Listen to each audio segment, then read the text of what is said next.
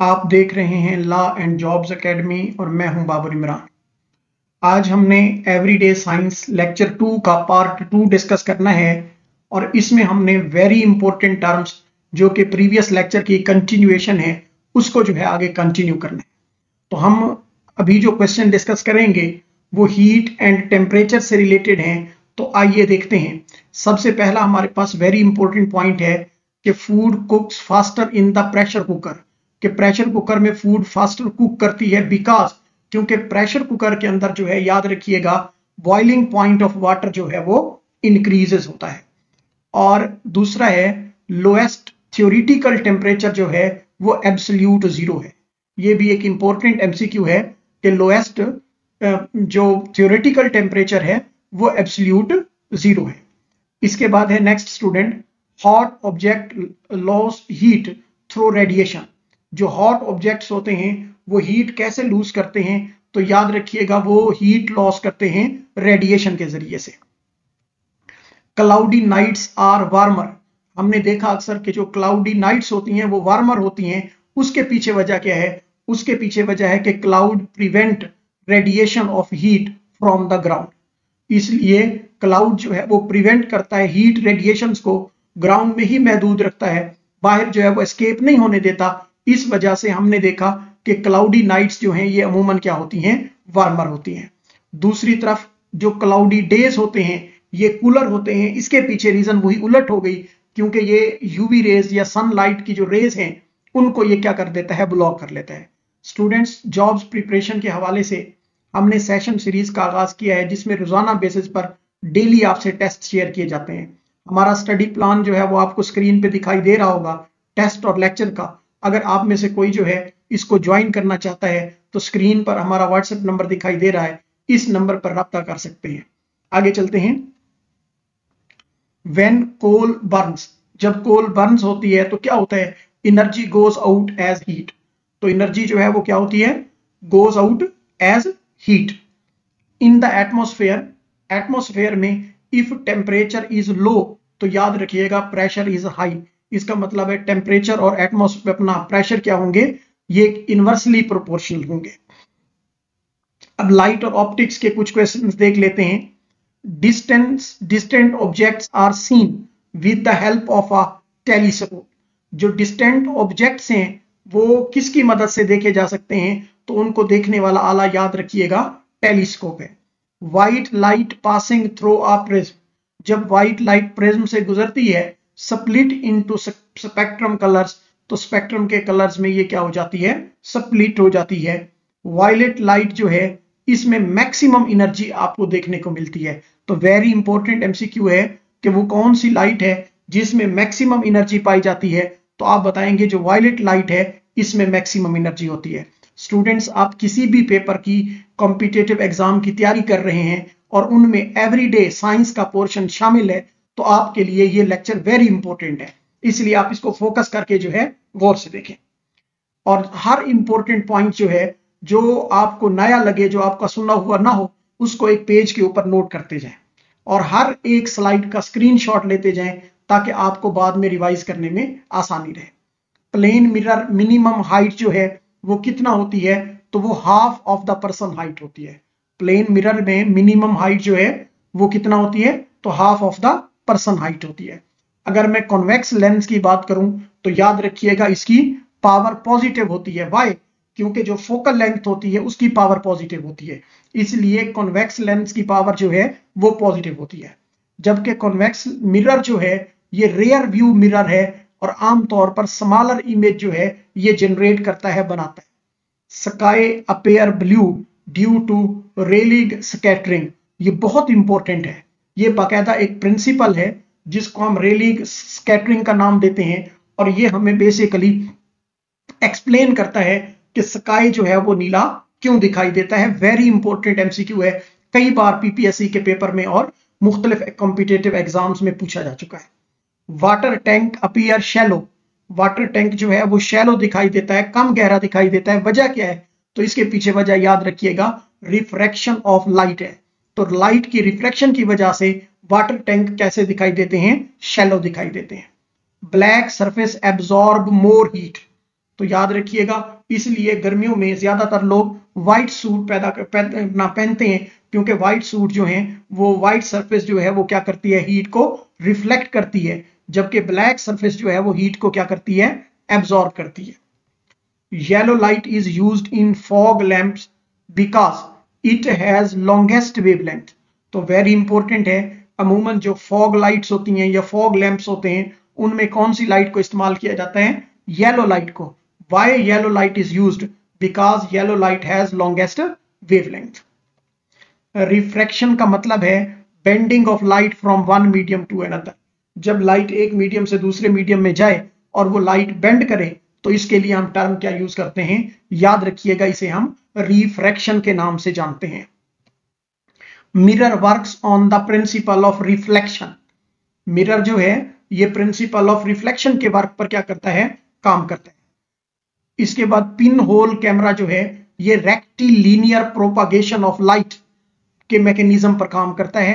तो एमसीक्यू दो तरह का आ सकता है कि which work on the principle of rectilinear propagation of light, तो आप बता देंगे pin hole camera work on the rectilinear propagation of light. अब साउंड से रिलेटेड कुछ क्वेश्चंस हैं। Speed of sound is maximum in, तो याद रखिएगा साउंड की स्पीड जो है ये मैक्सिमम होती है किसके अंदर, सॉलिड्स के अंदर। तो साउंड की स्पीड मैक्सिमम होती है किसमें, सॉलिड्स में। Sound is produced by vibration of an object. Sound जो है ये कैसे प्रोड्यूस होती है, तो याद रखिएगा ऑब्जेक्ट की वाइब्रेशन से साउंड की प्रोडक्शन होती है। Pitch of sound depend on the frequency. याद रखिएगा साउंड की जो पिच है वो किसके ऊपर डिपेंड करती है, तो pitch of the sound depends on the frequency, याद रखिएगा। ऑसिलेशन का मतलब क्या है, जो रिपीटेटिव वाइब्रेशंस हैं इनके लिए हम ऑसिलेशंस की टर्म यूज करते हैं। Repetitive vibration is called oscillation, याद रखिएगा। No sound on the moon, क्योंकि साउंड का ताल्लुक एटमॉस्फेयर से है। No sound on the moon because it has no atmosphere, क्योंकि मून पर कोई एटमॉस्फेयर नहीं है। वेरी इंपॉर्टेंट है, सुपरसोनिक का मतलब है speed greater than the sound. आप लोगों ने अक्सर सुना होगा कि ये जी सुपरसोनिक मिसाइल है, मीन ये इतनी तेजी से ये हरकत करता है कि इसकी जो रफ्तार है वो बेसिकली साउंड की स्पीड से क्या है, ज्यादा है। तो supersonic means speed greater than sound, याद रखिएगा। सोनर जो है ये आमतौर पर अल्ट्रासोनिक वेव्स के लिए इस्तेमाल होता है। सोनर का वर्ड अल्ट्रासोनिक वेव्स के लिए जो है हम इस्तेमाल करते हैं। इलेक्ट्रिसिटी और मैग्नेटिज्म के ऊपर कुछ बातें डिस्कस कर लेते हैं। एस्बेस्टॉस ये जो है फायर रेजिस्टेंट करता है, ये फायर रेजिस्टर है, याद रखिएगा। Asbestos is fire resistant. इसके बाद एडी करंट जो है ये आमतौर पर ऑटोमोबाइल स्पीडोमीटर में इस्तेमाल होता है। तो eddy current is used in automobile speedometer, याद रखिएगा। आइस फ्लोट करती है because weight of the displaced water is more, क्योंकि जो डिस्प्लेस्ड वाटर है उसका वेट क्या होता है, मोर होता है। इसी वजह से आइस क्या करती है, फ्लोट करती है। इसके बाद है student, LED light emitting diode convert electrical energy into the light energy. Light emitting diode जो है एलईडी क्या करता है, कन्वर्ट करता है किसको, इलेक्ट्रिकल एनर्जी को। किस में कन्वर्ट करता है, याद रखिएगा लाइट एनर्जी के अंदर कन्वर्ट करता है। ड्राई सेल जो है ये कन्वर्ट करता है केमिकल एनर्जी को, किस में कन्वर्ट करता है, इलेक्ट्रिकल एनर्जी के अंदर। तो ड्राई सेल क्या करता है, केमिकल एनर्जी को इलेक्ट्रिकल एनर्जी के अंदर कन्वर्ट करता है। Energy in the choke is magnetic energy. Choke के अंदर जो एनर्जी होती है वो बेसिकली कौन सी होती है, वो मैग्नेटिक एनर्जी होती है। Electric bell works on the magnetic induction principle. Electric bell जो है ये मैग्नेटिक इंडक्शन प्रिंसिपल की बेस पर काम करती है। इंपॉर्टेंट एमसीक्यू बन सकता है आपके पेपर में। Fuse is made up of low melting point metal. Fuse आमतौर पर लो मेल्टिंग पॉइंट मेटल जो है इसके बने होते हैं। During the short circuit current increases suddenly. Short circuit के दौरान करंट जो है वो सडनली क्या करता है, इंक्रीज करता है।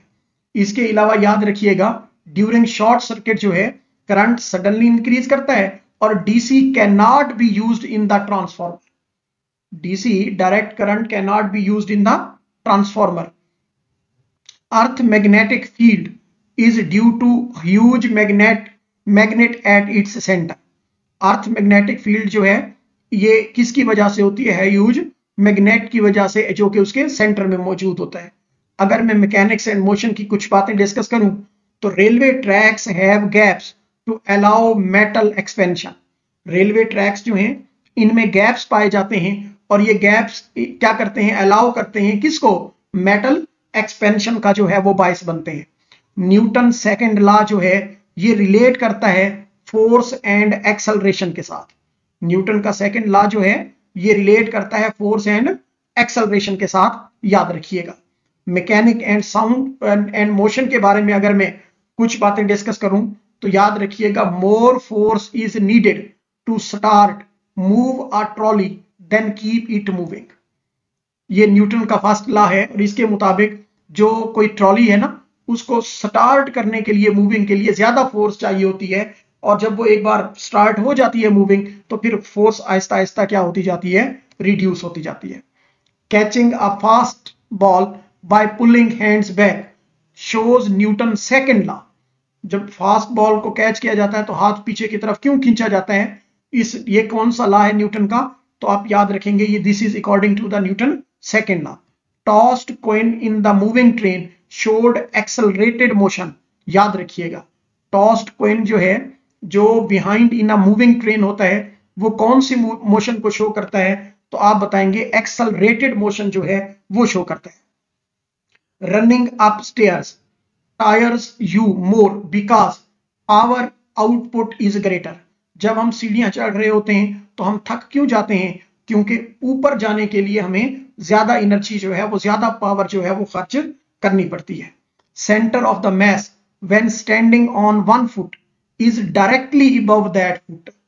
Center of the mass when standing on one foot क्या होता है? directly above that foot जो है वो होता है। velocity is measured in meter per second. velocity को कैसे मेजर किया जाता है या velocity को मेजर करने का यूनिट क्या है?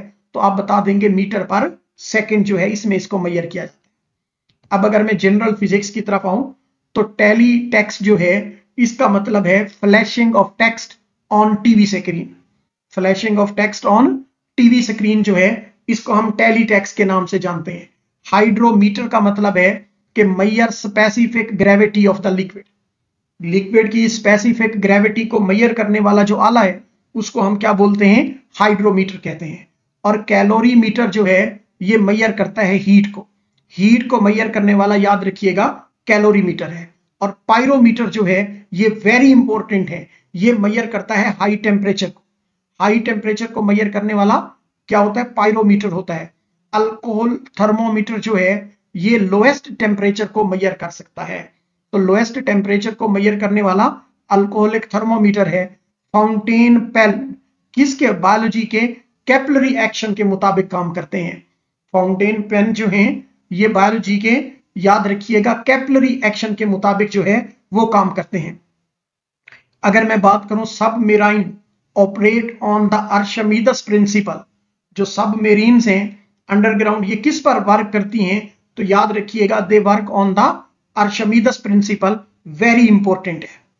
Hydrogen filled balloon rises because hydrogen is lighter than air. Hydrogen filled balloon जो हैं वो क्यों ऊपर जाती हैं?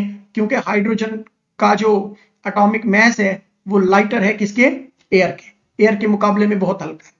उसके बाद बारोमीटर जो है ये एटमॉस्फेरिक प्रेशर को मेजर करने वाला इंस्ट्रूमेंट है, याद रखिएगा। एटमॉस्फेरिक प्रेशर डिक्रीज होता है एज हाइट इंक्रीज। इसका मतलब ये हुआ कि एटमॉस्फेरिक प्रेशर जो है ये इनवर्सली प्रोपोर्शनल होता है किसका? हाइट का, क्योंकि हाइट के बढ़ने से ये क्या होता है? डिक्रीज होता है। एलिमेंट्स, कंपाउंड्स और गैसेस के हवाले से अगर हम बात करें तो ऑक्सीजन और कार्बन डाइऑक्साइड जो है ये एक्सहेल्ड गैसेस हैं, याद रखिएगा। ऑक्सीजन एंड कार्बन डाइऑक्साइड जो है ये कैसी गैसेस हैं? एक्सहेल्ड एंड इनहेल्ड गैसेस हैं। मीन इनको हम बॉडी के अंदर इनटेक भी करते हैं। सिंपल ये है कि these are uses in the process of respiration. Gas and air are bad conductor of heat. तो याद रखिएगा गैस एंड एयर जो हैं ये हीट के बैड कंडक्टर्स हैं। एयर कंपोजिशन जो है वो चेंज होती है because it contain mixed gases, क्योंकि ये मिक्स्ड गैसेस का मजमुआ है ना, इसलिए इसकी कंपोजिशन क्या होती है, तब्दील होती है। Hard water contain, hard water में अमूमन बाइकार्बोनेट्स होते हैं, सल्फेट्स होते हैं और इसके अलावा जो है क्लोराइड्स पाए जाते हैं। याद रखिएगा, hard water contain bicarbonates, sulphates and chlorides.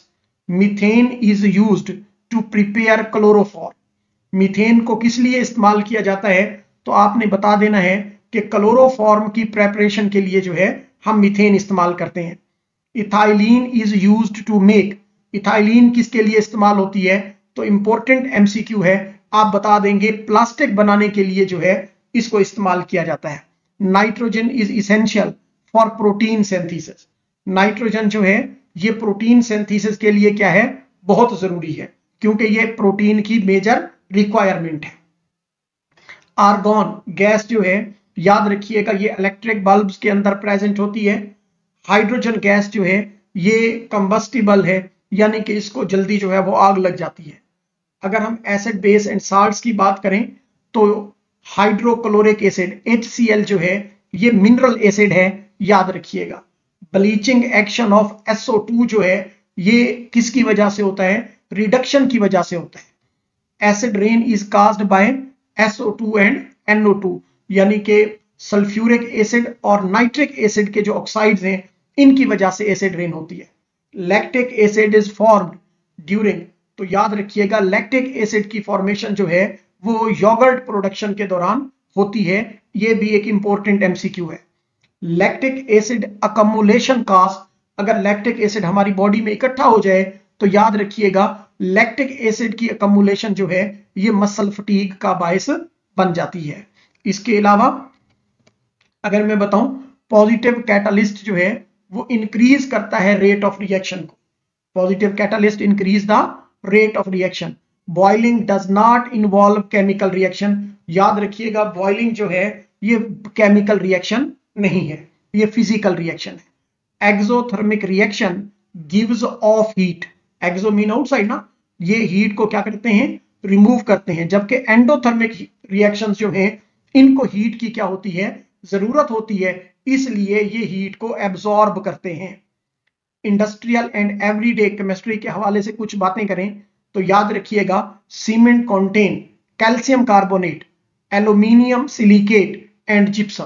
तो सीमेंट किस चीज का मजमुआ है, आप बताएंगे कैल्शियम कार्बोनेट का, एल्यूमिनियम सिलिकेट का और इसके अलावा जिप्सम का। सिल्वर आयोडाइड जो है ये कहां यूज होता है, आप बताएंगे क्लाउड सीडिंग के अंदर, यानी कि आर्टिफिशियल रेन के अंदर जो है हम किसको इस्तेमाल करते हैं, सिल्वर आयोडाइड जो है वो इस्तेमाल होता है।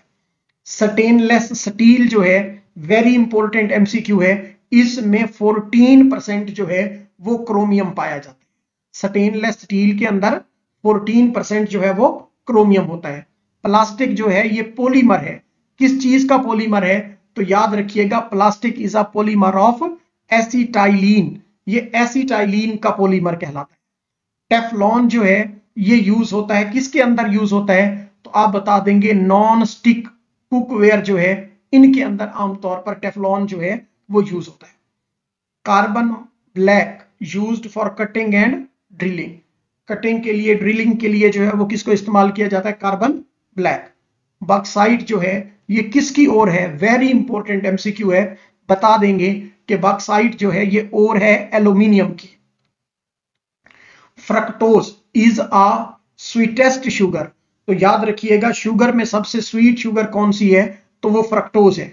सोडियम बेंजोएट जो है ये आमतौर पर फूड प्रिजर्वेटिव के तौर पर जो है वो इस्तेमाल होता है। फूड को महफूज करने के लिए, प्रिजर्व करने के लिए हम किसको इस्तेमाल करते हैं, याद रखेंगे सोडियम बेंजोएट जो है इसको इस्तेमाल किया जाता है। अगर मैं अमोनिया गैस के बारे में बताऊं तो याद रखेंगे कि अमोनिया गैस जो है ये यूज करती है किसको, यूज होती है as a coolant in the cold storage. तो as a coolant in the cold storage किसको इस्तेमाल किया जाता है, अमोनिया गैस को। एसिटालीन गैस जो है ये आमतौर पर आर्टिफिशियल राइपनिंग ऑफ फ्रूट जो है ये करवाती है। इसके अलावा बेंजल्डिहाइड जो है ये आलमंड से हासिल होता है और इसको परफ्यूम्स वगैरह के अंदर जो है वो इस्तेमाल किया जाता है। परफ्यूम्स स्मेल जो है, परफ्यूम की स्मेल प्लेजेंट जो है, ये एस्टर्स की वजह से होती है, याद रखेंगे, इंपॉर्टेंट है। अगर मैं फ्रक्टोज इन फ्रूट्स की बात करूं तो याद रखिएगा अमूमन ज्यादातर जो फ्रूट्स हैं उनमें स्वीटनेस का बायस कौन बनता है, तो वो फ्रक्टोज बनता है। अब इन्वायरमेंटल केमिस्ट्री के कुछ पॉइंट्स देख लेते हैं। Chemical substances increase earth temperature are green house gases. और नोट कर लीजिएगा स्टूडेंट कि ग्रीन हाउस गैसेस जो हैं उनमें सबसे मेन जो आती है वो कार्बन डाइऑक्साइड आती है। वेरी इंपॉर्टेंट टर्म्स हैं, बड़ी मेहनत से बनाई गई हैं। अगर आपको हमारा लेक्चर जो है वो पसंद आ रहा हो तो आप लाइक करना जो है वो ना भूलें। आपके लाइक्स हमारी मोटिवेशन है और हमें इंसिस्ट करते हैं कि आप लोगों के लिए कुछ स्पेशल करें। इन्वायरमेंटल केमिस्ट्री के हवाले से बात कर लेते हैं। तो मैंने अभी बताया ना कि ग्रीन हाउस गैसेज में कौन आती है, कार्बन डाइऑक्साइड।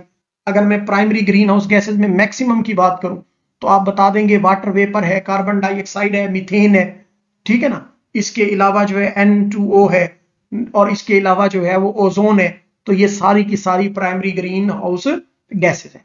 मीथेन के बारे में और कार्बन डाइऑक्साइड के बारे में याद रखिएगा कि ये ग्लोबल वार्मिंग का बायस बनती हैं।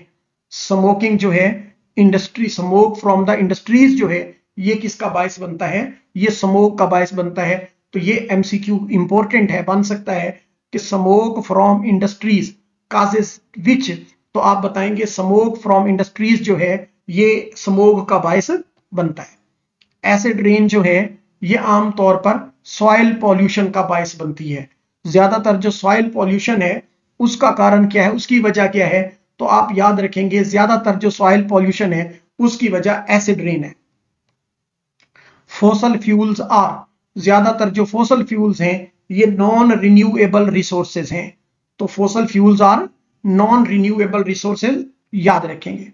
Photosynthesis remove carbon dioxide from the atmosphere.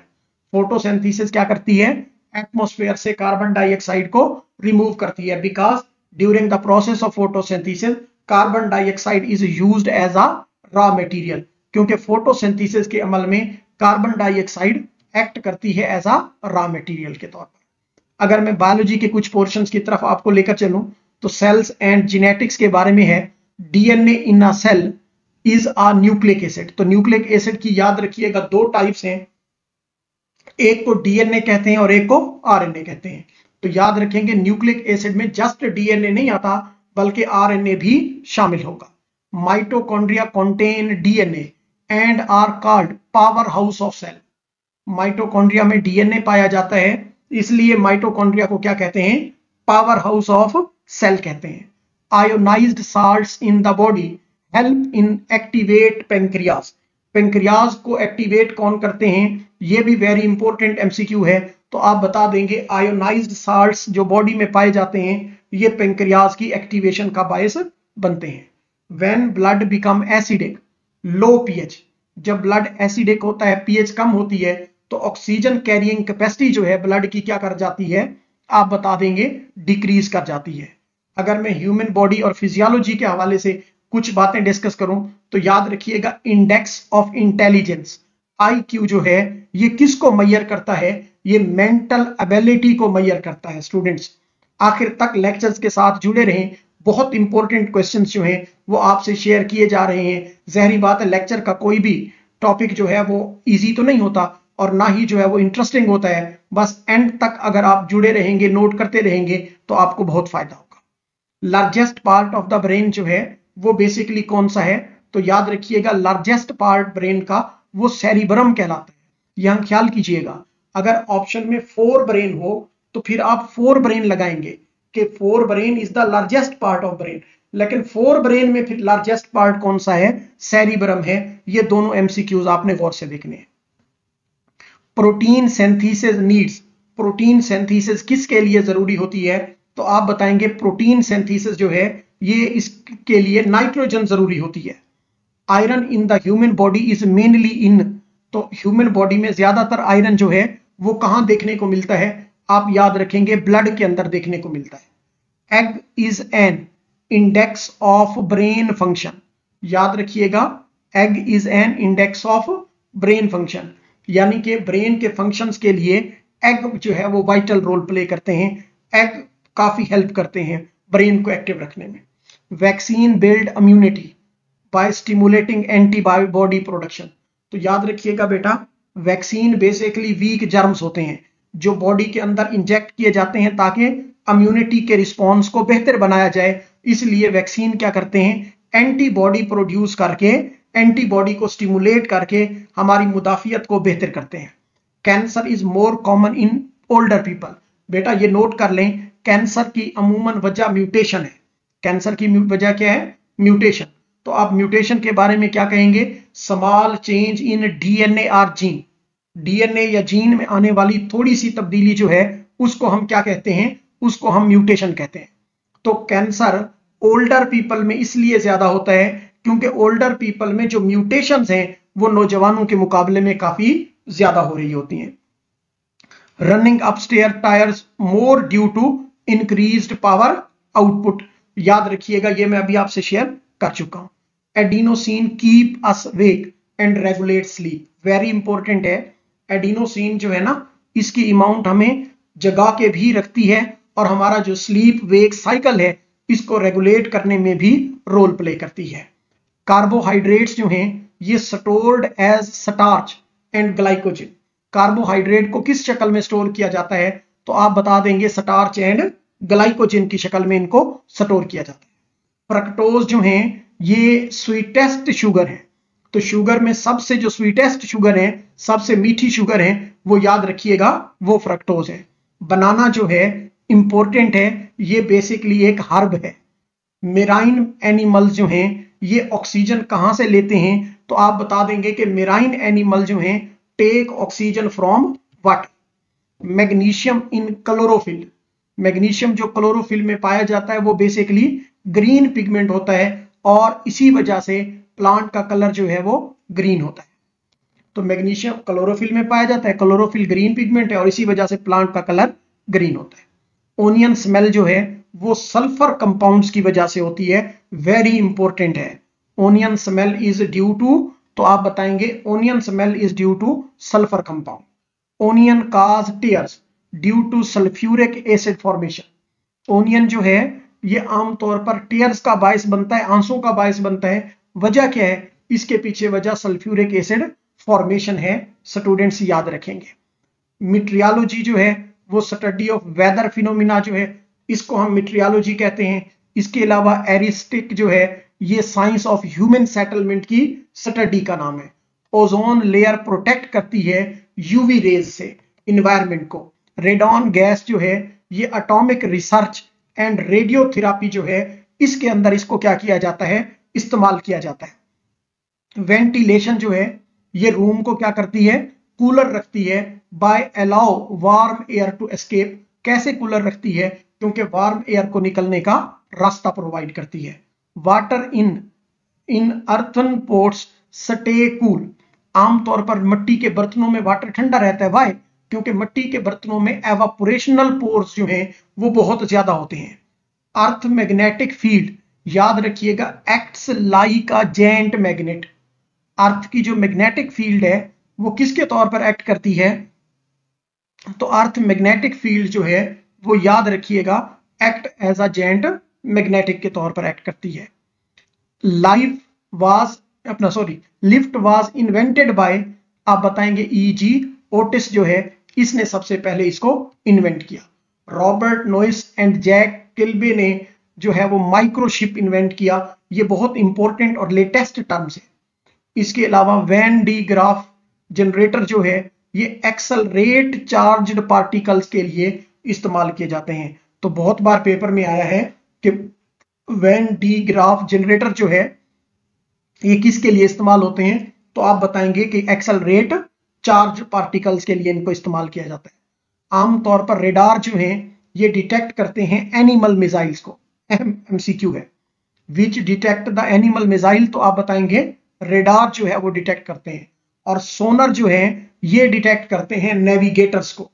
Navigators are detected by sonar. MRI जो है ये basically used for medical imaging. तो मेडिकल इमेजिंग के लिए जो है हम MRI इस्तेमाल करते हैं, MRI यूज होती है। Laser can cut stainless steel, तो लेजर जो है ये कट करती है, किसको कट कर सकती है, तो लेजर में सलाहियत है कि ये स्टेनलेस स्टील जो है इसको कट करने की सलाहियत है। इसके बाद याद रखिएगा विलियम वॉन्डर जो है इसको हम फादर ऑफ साइकोलॉजी के नाम से जानते हैं, बड़ा इंपॉर्टेंट MCQ है। इसके अलावा जॉर्ज लेमरेट जो है इसको हम बिग बैंग थ्योरी को इसने प्रपोज किया था। जॉर्ज लिमेटर जो है इसने बिग बैंग थ्योरी को प्रपोज किया था। इसके अलावा जो है Brahmagupta first used zero and the concept of the zero was given by Indian. तो याद रखिएगा ब्रह्मगुप्ता जो है, ब्रह्मगुप्ता ये वो बंदा है जिसने सबसे पहले जो है जीरो का वर्ड यूज किया, इसलिए कॉन्सेप्ट ऑफ जीरो जो है वो सबसे पहले इंडियन ने दिया। Linear equation means first degree equation जो है इसके लिए हम टर्म यूज करते हैं लीनियर इक्वेशन। तो स्टूडेंट्स ये था हमारा आज का लेक्चर, उम्मीद करता हूं आपको पसंद आया होगा। Thank you so much for watching. मिलते हैं नेक्स्ट लेक्चर में, तब तक के लिए मुझे इजाजत दें। अल्लाह हाफिज।